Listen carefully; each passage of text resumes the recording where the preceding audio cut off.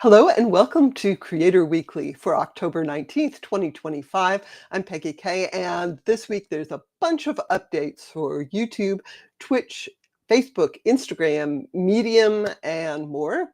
And because there was no show last week, it's double the fun.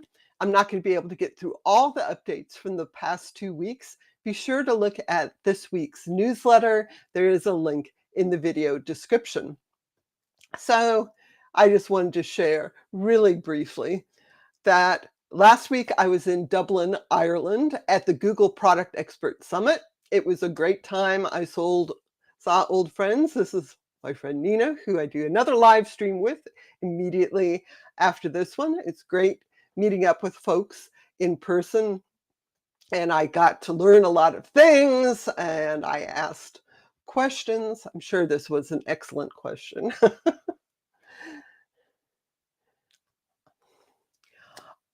Also, if you can spot me in this photo, you win a prize. I also got some fun swag. I think I'm going to have to do another show. Maybe I'll do a midweek live stream sharing some of the things I brought back with me.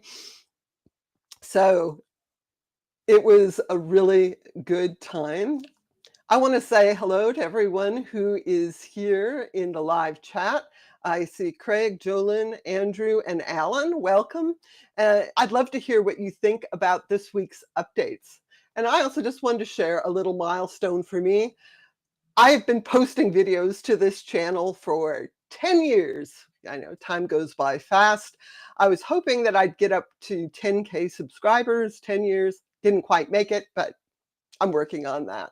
So thank you very much for watching. I appreciate all of you here. So I want to get started with a bunch of updates from YouTube. And the big update from YouTube the past couple of weeks is that YouTube introduced a pilot program to give some creators with terminated channels a second chance. So eligible creators will be able to sign in to YouTube Studio with the same account of the terminated channel. And if they're eligible, they'll see the option to request a new channel. And there's, of course, a bunch of limitations to this. You know, there's no free lunch. Basically, this is only available at least 1 year after the original channel was terminated, and it is not available for channels that were terminated for copyright infringement. It is not available to channels that were it is not available to channels that were terminated for violating YouTube's creator responsibility policies. That covers both behavior on YouTube and off YouTube, malicious behavior that makes YouTube look bad. And it's not available if the original channel was deleted. So if your channel is terminated for community guidelines issues and you think you're better now, just make sure you don't delete that original channel. And of course, as always, if your channel is terminated by YouTube, you have the chance to appeal. You can do that immediately. You don't have to wait a year. So much better to get your channel restored on appeal, because this process creates an entirely new channel. You're starting from scratch. Your old videos are not there. Your old subscribers are not there. If you were monetizing previously, you have to get enough subscribers and watch time to be eligible for monetization. So this is a fresh start. And of course, you shouldn't violate policies anymore. Hopefully, this is really good for creators who maybe didn't have a really good understanding of policy, or they were young, and this lets people start over. So, I like this idea of being a second chance for people, and it's hard for channels to be terminated forever because it means you can't create a new channel either. We'll see how this goes. I think that YouTube is going to be cautious in terms of which creators it gives a second chance to. This is not automatic.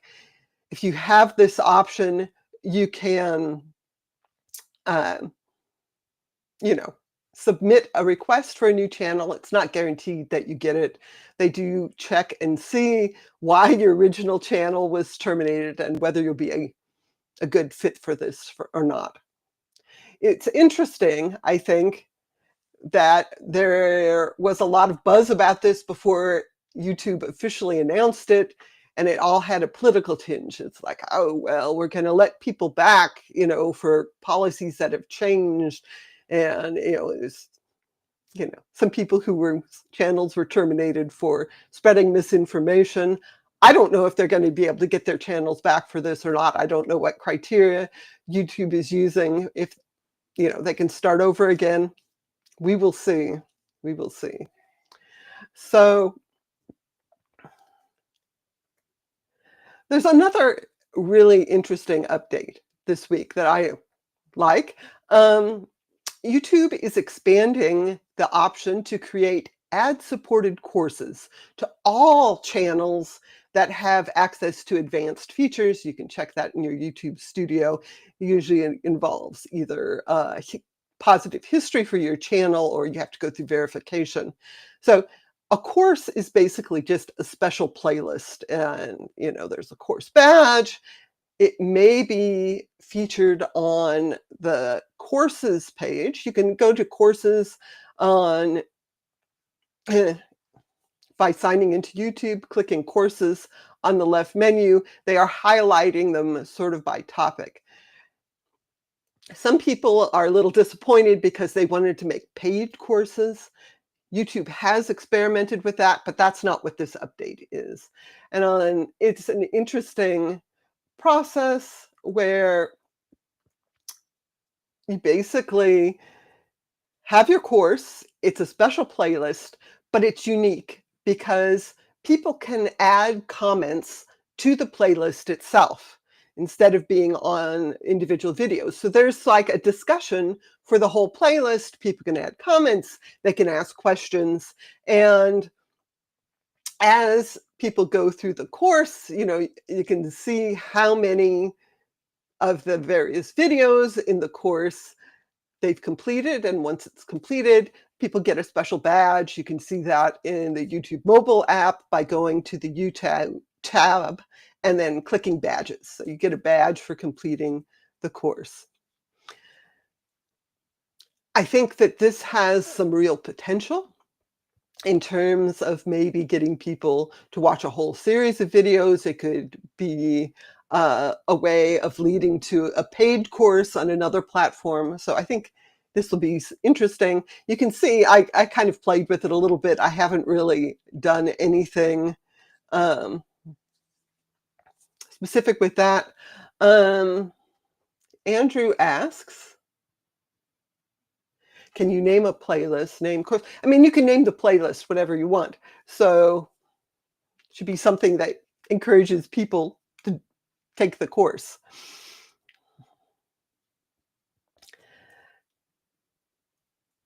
So the other big update, YouTube announced that they are rolling out a new visual interface. This is basically a new look and feel to the video player. They say it's cleaner and more immersive and more fun to interact with. Yeah, I don't know if that's true. They improved tap to seek. So tap to skip, sorry, which they call seek. Basically, if you tap on the video, it skips ahead 10 seconds, or you can have it skip back 10 seconds. That's better. There are more seamless transitions between tabs and the mobile app. Some videos will have a custom like animation. So if you like a music video, it will turn into animated music notes, and there's one for sports. And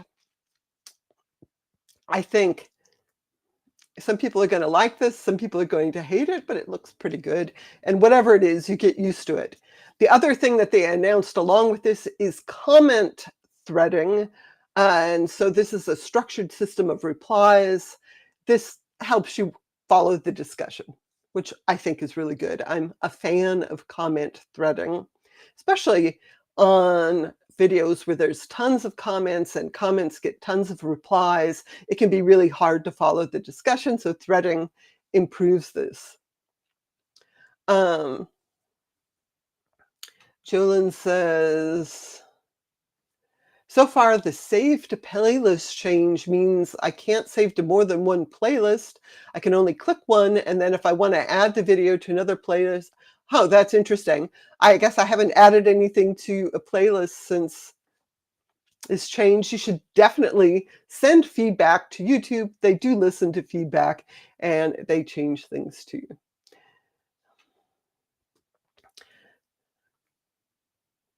The other update for comments, which is kind of fun, is that you can leave voice replies to comments on your own YouTube channel. You do this in YouTube Studio. It can be up to 30 seconds and it's transcribed. You know, anything that makes leaving a comment easier is good. And of course, there's more personality when it's a recording. I don't actually have access to this yet, so these are just from the intro video that YouTube published, but I think it could be interesting.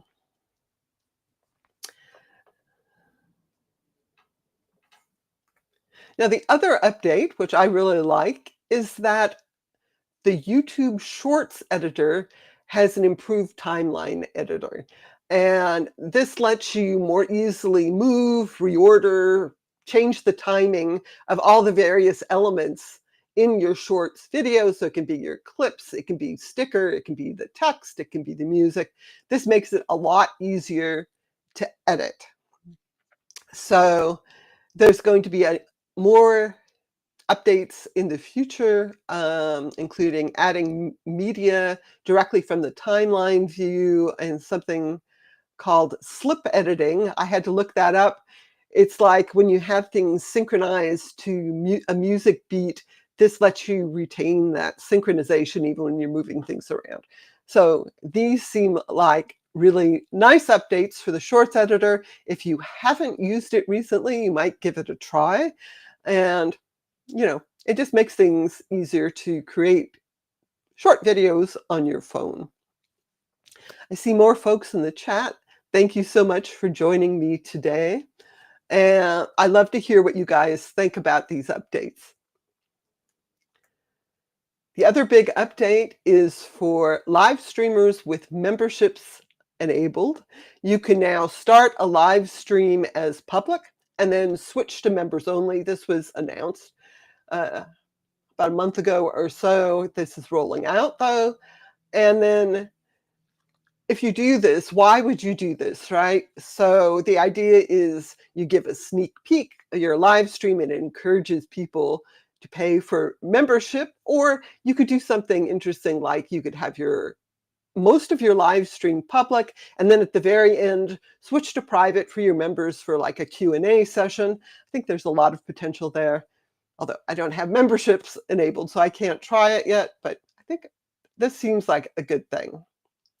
And then the last little update from YouTube is that the YouTube Media Kit is rolling out to all channels in the YouTube Partner Program.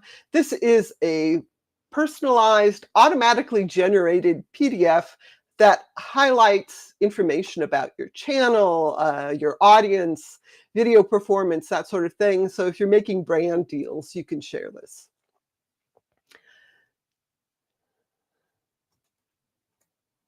This week was also TwitchCon. And there were, of course, a whole bunch of updates announced there. I'm just going to go through some of the main ones, but a couple of the updates that they mentioned is that dual streaming, that's vertical and horizontal streaming at the same time. That's rolling out a little bit more broadly. I think it went from alpha to beta, and there's more streaming platforms that support it now. You can register if you want to try that out.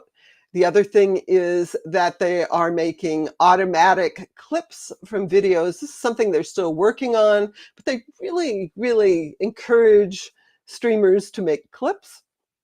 And so part of that process is like they're going to make automatic clips, and then you can just approve the ones that you like. Seems like a good update.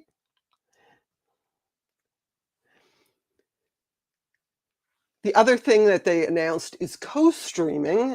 This is launching later this year, and of course, it's the end of October now, so later this year is within the next month or so. The main broadcasters can mark a stream as co-streamable by anyone or by specific channels, and so when this co-stream is happening, it will show the combined view counts of all the streams together. You can also see the individual channel viewership. They say this is meant for large-scale special broadcasts, big esports events, official game announcements, celebrations. So it's not necessarily for just everyday live streams, but it would be interesting to see how this works. And then rolling out this week, watch streaks are now easier to maintain. So the idea is the watch streak is that, you have a streak watching a streamer's videos, right? And if you miss one, you lose the streak. But now you can keep your streak going by watching clips or stories or video on demand within 24 hours of the stream ending, and you don't lose your streak then. So, this is what it looks like. Whoops. This is what it looks like. You watch a clip and it's like, oh, you've recovered your streak. This is good. I would be really annoyed if I had a long streak going and then a streamer published did a live stream at a weird time and I missed it and I lost my streak. I think that's supposed to help with that frustration.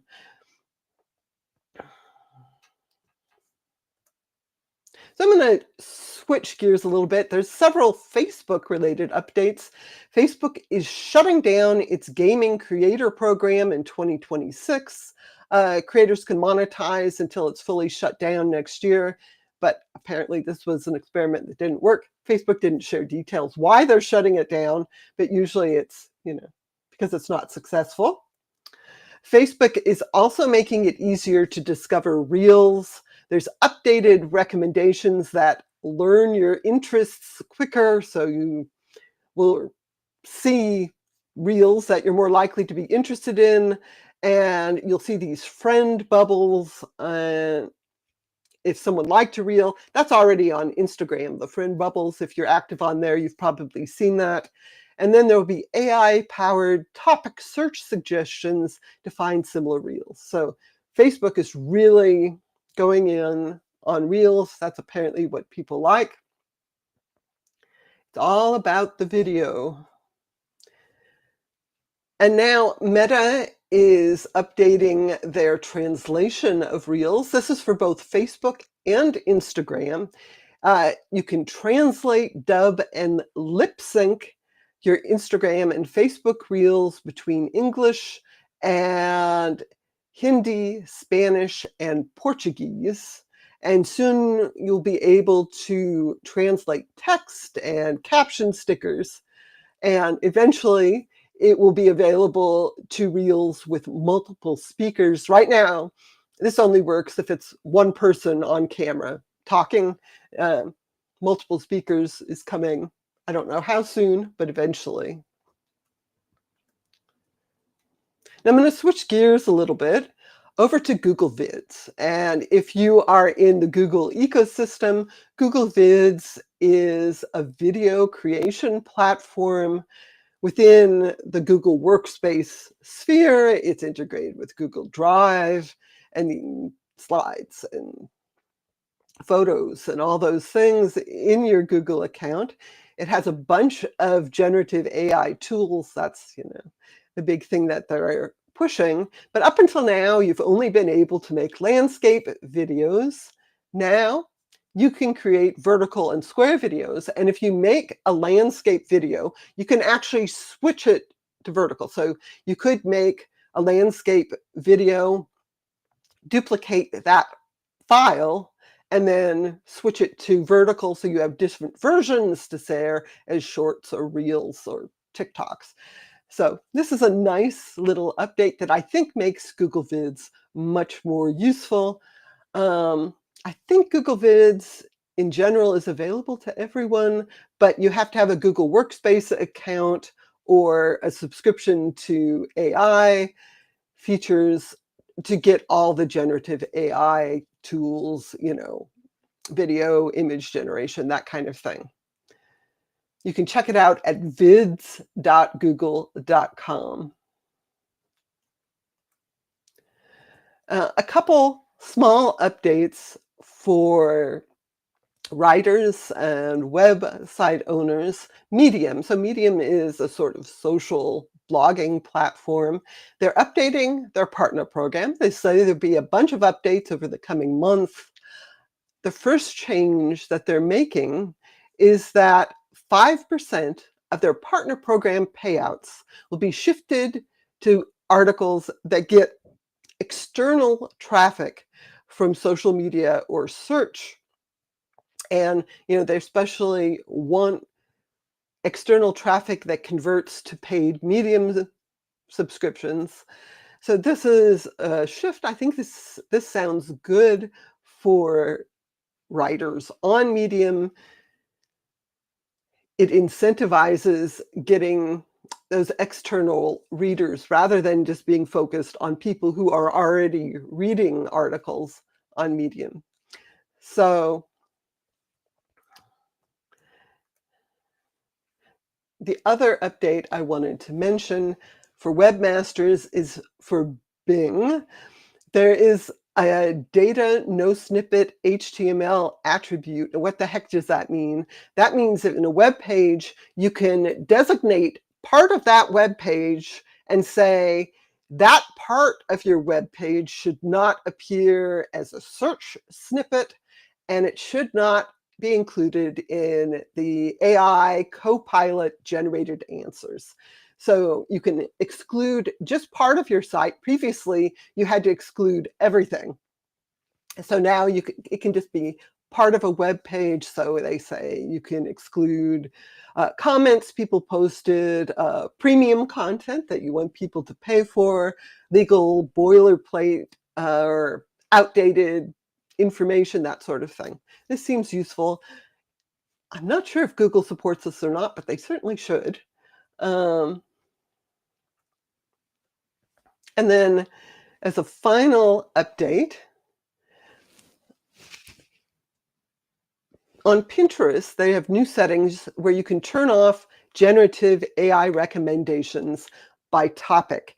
That means that if you like AI art, but you don't want AI fashion posts, you can change those recommendations in your Pinterest settings, which I think is good. Platforms are trying to deal with lots of generative AI content, and people have different interest in that. Let me see. I just wanted to answer a couple questions.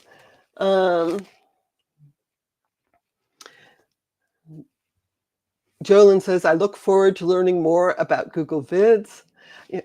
I do recommend you watch the On eBoard live stream immediately after this one, and On eBoard has done some introductions to Google Vids. I think it's very useful, especially because it's integrated with your Google account and you can access, your images and video clips and so forth. And Kristen asks, is there an app for Google Vids? No, it's entirely web-based. So I don't know if it would work on mobile web. It would be really hard to use, though, if it was available. So think of this as being a desktop option. Like most of the Google Workspace things, this is primarily at uh, aimed at businesses.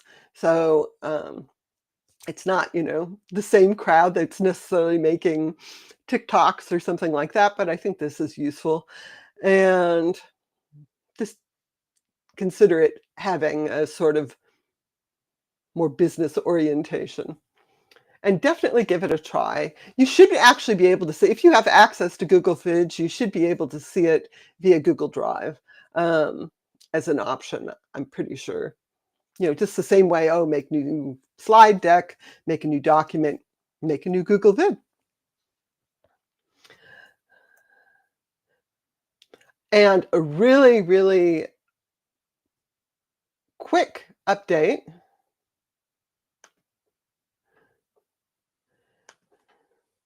If you have a Google account, there's a new recovery option that lets you add trusted recovery contacts. There's much more details in the link. Definitely read it in this newsletter. The idea is if you lose access to your Google account, you can reach out to your recovery contact directly with a code, and it lets them confirm it's really you. So this is just another way to recover your account. And of course, if you use this, only add someone that you really, really trust and who is responsive, because if they don't respond when you need this, it's obviously not useful. So, I've been doing 10 years ago this week, looking what's happening, because I've been doing the newsletter for 10 years as a celebration. And this week,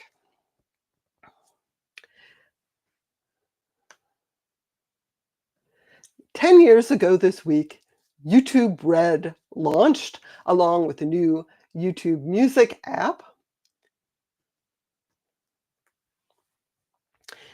YouTube Red was a subscription that included ad-free videos, offline viewing, and a subscription to Google Play Music. The Google Play Music subscribers also got a subscription to YouTube Red included. So it was like a mutual thing. The YouTube Music app was announced, but it wasn't really launched as a platform yet. And of course, there was no sign yet that they would be shutting down YouTube, shutting down Google Play Music eventually. So YouTube Red had those subscriber features, mostly being ad-free. There was also YouTube Red Originals. Really popular YouTubers starred in these originals, and that was one of the perks you would get, being able to view those. YouTube said they were giving fans exactly what they wanted, which was basically no ads. But they were really clear. This was not replacing ad-supported videos. It was just an option to allow viewers to go ad-free and watch some videos offline. They also told creators, this maybe will even be better than ad revenue, because creators would get a cut of this subscription money based on how much their videos were watched. I'm not sure that actually ever came to pass, that it would be an improvement over ad revenue, but it's definitely there. So, what YouTube said is that on a per-user basis, a paying YouTube Red member will generate more money for creators than a typical ad-viewing free user.